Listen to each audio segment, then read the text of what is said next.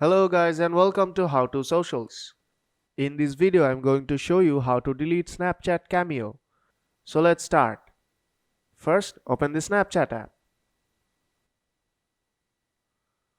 Now tap on the chat icon at the bottom of the screen and select a conversation. If you tap on the smiley icon and swipe left, you'll see your Cameo here. Now let's see how to delete that. Now open Settings on your device. Scroll down and tap on Apps.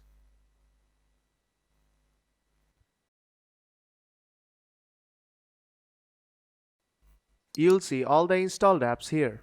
Now scroll down and search for Snapchat.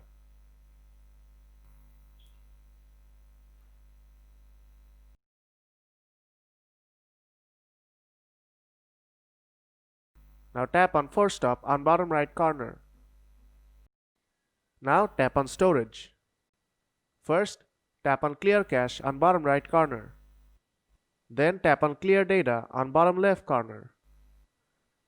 And that will delete all the data on this app.